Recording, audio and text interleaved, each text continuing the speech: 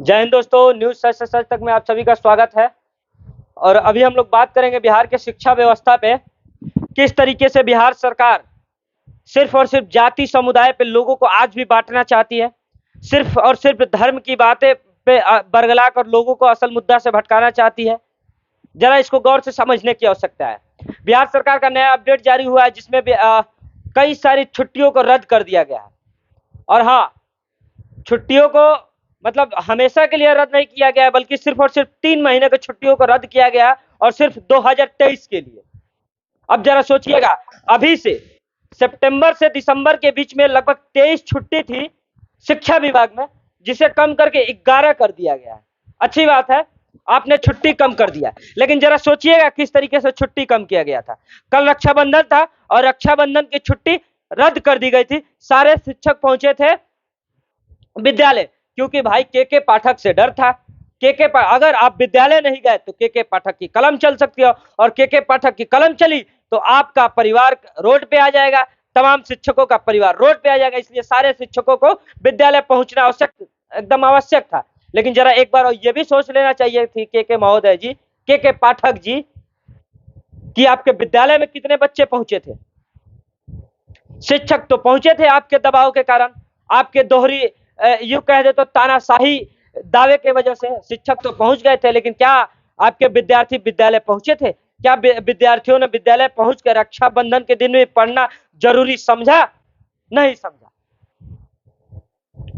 अब जरा और सोचिएगा, चल्लुम की छुट्टी रद्द कर दी गई है, लेकिन छठ के खा नहा जिस दिन होता है उसकी छुट्टी रद्द नहीं की गई है। क्रिसमस रक्षाबंधन की छुट्टी रद्द कर दी गई है, लेकिन भैया दूज की छुट्टी रद्द नहीं की गई है। अब जरा सोचिए ना महोदय, जो जन्माष्टमी है उसकी छुट्टी रद्द कर दी गई है, लेकिन क्रिसमस की छुट्टी रद्द नहीं की गई है। जन्माष्टमी के दिन तमाम लोग, बच्चे भी भूखते हैं, शिक्षक भी उस दिन भूखे रहते हैं। तो विद्यालय सारे लोग पहुंचेंगे, बच्चे भी पहुंचेंगे पढ़ने के लिए, शिक्षक भी पहुंचेंगे पढ़ाने के लिए। लेकिन क्रिसमस डे के दिन कोई नहीं फास्टिंग रहता है, उस दिन आपका विद्यालय छुट्टी रहेगा। ये कैसी दोहरी चरित्र है के पाठक जी।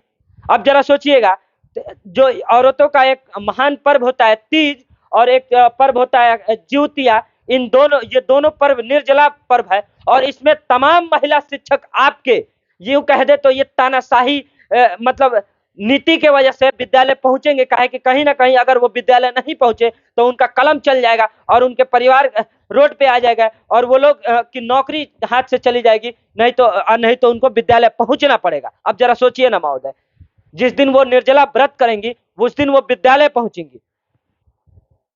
जन्माष्टमी के दिन सारे बच्चे भूखे रहेंगे, फिर भी वो पहुंचेंगे विद्यालय। छठ पर्व बिहार का सबसे बड़ा पर्व अगर कोई है तो छठ पर्व है। छठ पर्व की तैयारी हमारे यहाँ गांवों में मतलब महीनों पहले शुरू हो जाती है। महीनों पहले बिहार में छठ पर्व की तैयारी शुरू हो जाती है। महीनों पहले से जो यूं कह दे तो आप लोगों ने जिनको प्रवासी बना कर रखा है वो बिहार आने की तैयारी शुरू कर देते हैं, और आप नहाए खाए के दिन भी छुट्टी नहीं रखते हैं। जरा सोचिए ना महोदय, जिन बच्चियों के माँ घर में अकेली है और छठ करती है, वो बच्चियां 2 दिन 3 दिन पहले से ही तैयारी में लग जाती है माँ का हाथ बटाने के लिए, क्योंकि 3 दिन से माँ निर्जला व्रत करती है छठ की, और उसकी भी आप छुट्टियां रद्द कर दिए।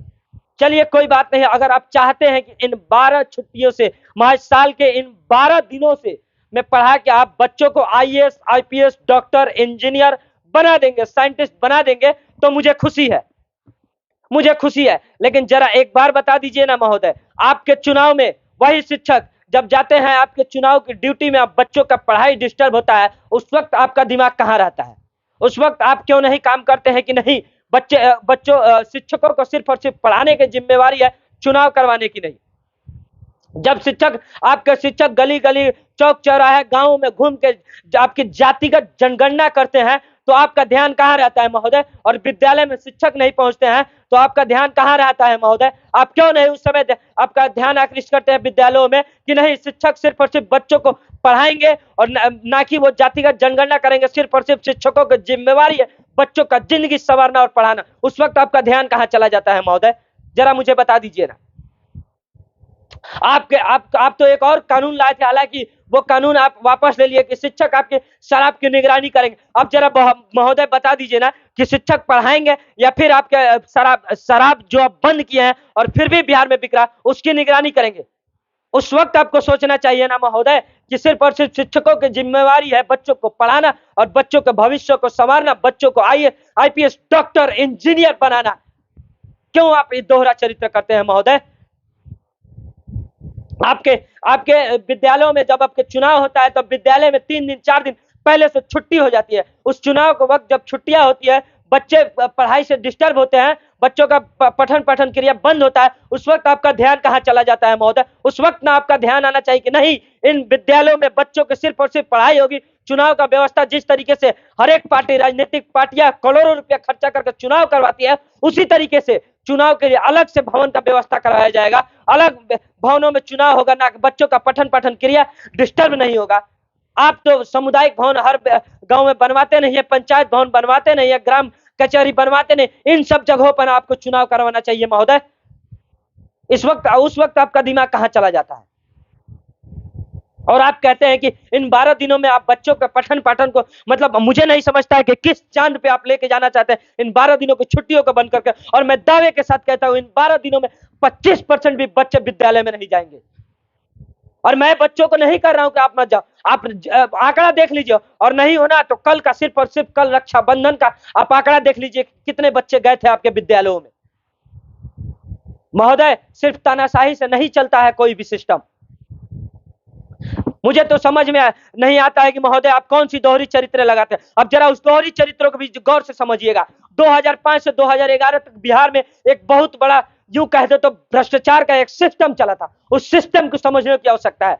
2005 से 2011 तक बिहार में एक बहाली चली थी। उस बहाली में शिक्षकों की बहाली हुई थी, और शिक्षकों की बहाली सिर्फ और सिर्फ मुखिया और प्रमुख लोगों के, मतलब यूं कह दे तो डायरेक्ट बहाली हुई थी। मुखिया लोगों के कहने पे मुखिया लोग बहाली किए थे और प्रमुख लोगों को बहाली किए थे। और पता है उसमें किन लोगों का बहाली हुआ था? उसमें मुखिया जी के भतीजे का, मुखिया जी के बेटे का, मुखिया जी का बहू का, मुखिया जी का बेटी का, मुखिया जी का बहन का, मुखिया जी का यूं कह दे तो भाई का, मुखिया जी का भतीजा का, मुखिया जी का सगे संबंधी का, मुखिया जी के मित्र के परिवार का, प्रमुख जी के परिवार का, प्रमुख जी के सगे संबंधियों लोगों का उसमें भर्ती हुआ था।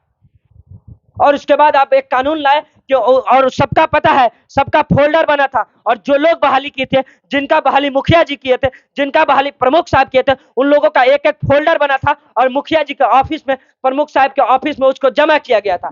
उसके बाद माननीय मुख्यमंत्री जी का पता नहीं क्या सोचे, और उनका सोच अच्छा था कि वो शिक्षक बहुत सारे शिक्षक फ्रॉड करके इसमें आ गए हैं, सिर्फ और सिर्फ मुखिया जी के हितैषी होने के नाते, प्रमुख साहब के हितैषी होने के नाते वो शिक्षक बनने गए हैं। नियम लागू किया गया कि सारे शिक्षकों की फिर से जांच होगी, जो लोग फर्जी हैं उनको नौकरी से निकाल दिया जाएगा। लेकिन फोल्डर ही गायब हो गया था। मुखिया जी के जो हितैषी थे वो मुखिया जी के पैरवी लगा के अपना फोल्डर ही गायब करवा दिए थे। जो प्रमुख साहब के हितैषी थे, प्रमुख साहब से पैरवी करवा के वो फोल्डर ही गायब करवा दिए थे कि ना ही वो फोल्डर के पाठक जी को मिलेगा, और ना ही उस पर जांच होगी, और ना ही उन फर्जी शिक्षकों के खिलाफ कार्रवाई होगी।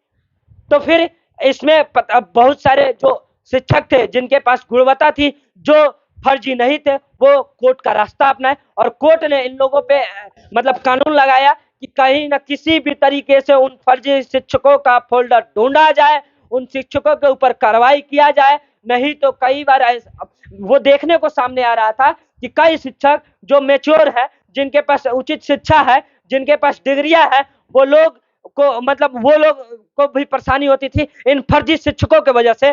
तो उन लोगों के खिलाफ कार्रवाई करने के लिए वो लोग कोर्ट में गए, और कोर्ट ने सख्त आदेश दिया कि कड़ी से कड़ी जांच किया जाए। तो के पाठक जी इस जांच से, और देखिए कहीं ना कहीं जब इसमें एक और चीज सोचने की आवश्यकता है कि अब 2024 के बाद हो सके तो सरकार बदल सकती है, क्योंकि जब तक सरकार बन नहीं जाती कुछ नहीं कहा जा सकता है कि क्यों कौन सरकार, मौजूदा सरकार ही रहेगी। 18 साल से जैसे मुख्यमंत्री नीतीश कुमार बनते आ रहे हैं, फिर मुख्यमंत्री नीतीश कुमार बनेंगे या फिर दूसरा कोई।